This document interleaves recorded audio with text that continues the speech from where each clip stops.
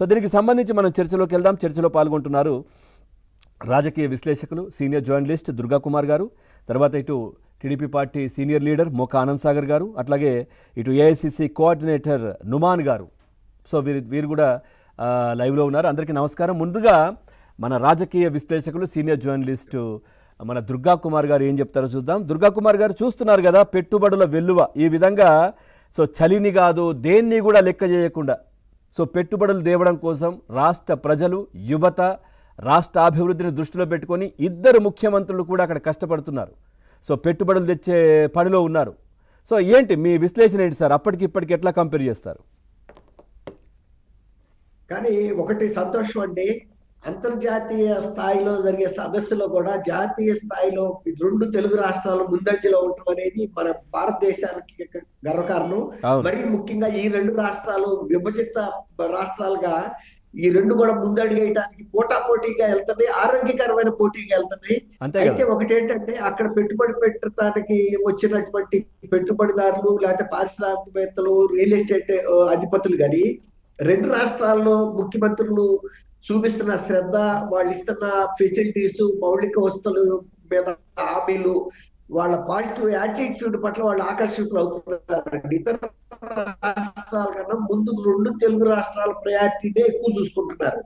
Comparative గా ఈ రెండు రాష్ట్రాల్లో ఏది బెటర్ అనేది అది కూడా వాళ్ళు మళ్ళీ బెరీజ్ చేసుకుంటున్నారు. అయితే రెండు రాష్ట్రాల్లో కొన్ని మౌలిక సదుపాయాల విషయంలో సరి సమానంగా ఉన్నప్పుడు, లేదు రెండు సార్లు ఆపరేషన్స్ చేయవచ్చు, రెండు కూడా రిలయబుల్ అంటే రెండు కాడెద్దులు, రెండు ఎద్దులు కూడా మంచి అంటే పటిష్టంగా ఉన్నాయి, రెండు సార్లు పెట్టాలనే ప్రతిపాదనలు కూడా రావడం గొప్ప విషయం అండి. ఎందుకంటే అంతర్జాతీయ పెట్టుబడిదారులు ఇప్పుడు పక్క రాష్ట్రాల్లో గనక పెట్టుబడులు పెడితే వాళ్ళకి కొన్ని వెసులుబాట్లు ఉంటాయండి. ఇక్కడికి వచ్చినప్పుడు రెండింటిని చూసుకెళ్తా ఉండొచ్చు. తర్వాత ఇక్కడ బదిలీలు చేసుకోవటానికి కానీ పెట్టుబడులకి అడ్జస్ట్మెంట్ కూడా రెండు పక్క రాష్ట్రాలు అవటం కూడా ఒక రకంగా మంచిదే. ఇది మనకు అక్కడ కనపడతా ఉంది. రెండు రాష్ట్రాలు ముఖ్యంగా ఈసారి అంతకుముందు ఆర్టిఫిషియల్ ఇంటెలిజెన్స్ లేకపోతే డేటా సెంటర్స్ లో ఎక్కువ పెట్టుబడికి వచ్చింది. ఈసారి RMZ అనే ఒక రియల్ ఎస్టేట్ ఆర్గనైజేషన్ ఆంధ్రప్రదేశ్ లో 90,000 కోట్ల పెట్టుబడికి ఇన్ ప్రిన్సిపల్ గా ఒప్పుకోవటం, తర్వాత దానికి సంబంధించిన చర్చ ఇద్దరు రెండు కంపెనీల ప్రభుత్వానికి కంపెనీకి మధ్యలో చాలా ఇది అభినందించాల్సిన విషయం పవన్ గారు. అట్లాగే ఇప్పుడు తెలంగాణలో కూడా ఈ రేవంత్ రెడ్డి గారికి కూడా కొన్ని సంస్థలు ఆర్టిఫిషియల్ ఇంటెలిజెన్స్ లో పెట్టడానికి కూడా రేపాల్ ఫిలిప్స్ అనే ఒక పెట్టుబడి సంస్థ కూడా ముందుకు వచ్చింది. వాళ్ళు ఇక్కడ నాలెడ్జ్ పార్క్ పెట్టడానికి కానీ, లేకపోతే ఇజ్రాయెల్ కి సంబంధించిన ఇన్నోవేటివ్ సంస్థ అక్కడికి వచ్చేటప్పటికి ఆంధ్రప్రదేశ్ లో వైజాగ్ వైపు కూడా ఎక్కువ సంస్థలు మొగ్గు చూపుతా ఉన్నాయి. రెండోది ఇక్కడ రాష్ట్ర ప్రతిపాదనల గురించి ఈయన IBM చైర్మన్ గారితో, సిఇఓతో అరవింద్ కృష్ణ గారికి అమరావతిలో గురించి చెప్పినప్పుడు, అమరావతిలో తప్పకుండా మేము పెట్టుబడులు పెడతాము, తర్వాత కంప్యూటింగ్ సెంటర్ కూడా పెట్టడానికి కూడా మీరు ఇచ్చిన ప్రతిపాదన కూడా పరిశీలిస్తామని చెప్పాడు.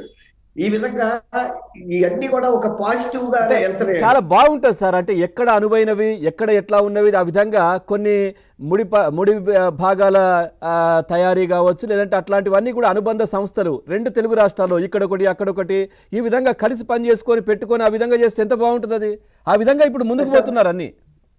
తర్వాత ఏంటంటే, ఆరోగ్యకరమైనటువంటి వాతావరణంలో వీళ్ళు ఇచ్చే ప్రతిపాదన పోటాపోటీగా కాకుండా సమన్వయంతో, తర్వాత వాళ్ళకి న్యాచురల్ గా కొన్ని అడ్వాంటేజెస్ ఏదైతే ఉన్నాయో అలాంటి న్యాచురల్ అడ్వాంటేజెస్ కూడా రెండు రాష్ట్రాలు చెప్తూ అట్లా ఆకర్షిస్తున్నాయి. మేము అంటే పోటీగా అయిపోయి మేము అంతకంటే ఎక్కువ ఇస్తాం తక్కువ ఇస్తాం ఇలాంటిది కాదు. ఎక్కడ మీకు సూట్ అవుతుంది అనుకుంటే అక్కడ పెట్టుకోండి అంతే. అలా ఒక బ్రాడ్ గా చెబుతున్నారు. తర్వాత ఇప్పుడు మీ మీద ఒత్తిడి ఏం లేదు, చక్కగా మీరు వెళ్ళిపోయి, ఇప్పుడు థామస్ కురియన్ గారు ఆయన కూడా గూగుల్ క్లౌడ్ CEO, ఆయన కూడా మీరు ఆలోచించుకోండి, తర్వాత మీ ప్రతినిధి బృందాలు కూడా పంపండి, వచ్చిన తర్వాత మేము ఇక్కడ రెండు రాష్ట్రాల్లోనూ ఎక్కడ మాకు ఏ వస్తువులు కావాలో ఉన్నాయో చూపిస్తాము, దాని మీద మీరు చూసుకోండి అంతే. ఇప్పుడు వైజాగ్ లో ఆర్టిఫిషియల్ ఇంటెలిజెన్స్ సంబంధించిన డేటా సెంటర్ కి కూడా చర్చలు జరిగింది.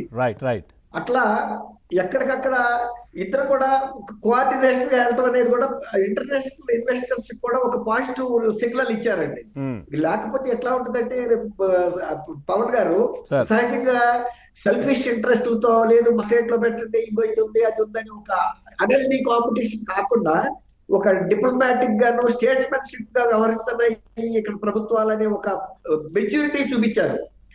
గతంలో మీరు అన్నట్టు అసలు ఆ ప్రభుత్వాలు దావోస్ లో ఈ మీటింగ్లకు వెళ్ళే అంత నైతిక బలం కూడా వాళ్ళకి లేదండి. ఉమ్, అంటే వాళ్ళకు ఒక నాలెడ్జ్ ఉండాలి, అక్కడికి వెళ్ళాలంటే కూడా ఒక స్థాయిలో అవగాహనతో ఉంటేనే ఆ సీఈఓలు కూడా పసిగడతారు. ఇక్కడ నుంచి వచ్చిన ప్రతినిధి బృందాలకు కానీ సీఎంలకు కానీ కన్సర్న్ మినిస్టర్స్ కానీ అసలు మనతో ఏం మాట్లాడుతున్నారు, ఏ స్థాయిలో వాళ్ళకి నాలెడ్జ్ ఉంది, రేపు ఫ్యూచర్ లో వీళ్ళు మనకి నిలబడగలుగుతారా, మన అవసరాలని అందుకోగలుగుతారా అనేది కూడా వాళ్ళకి అవగాహన వస్తాయి. రైట్ సార్, అసలు ఓకే. ఒక్కసారి సిగ్నల్ బ్రేక్ అవుతుంది సార్, వస్తాను నేను మాట్లాడిస్తాను మళ్ళీ. దుర్గా కుమార్ గారు ఒక్క నిమిషం. అట్లాగే. టీడీపీ పార్టీ Thank నుంచి you, సాగర్ బాబు. గారు ఉన్నారు. సాగర్ గారు నమస్కారం. సాగర్ గారు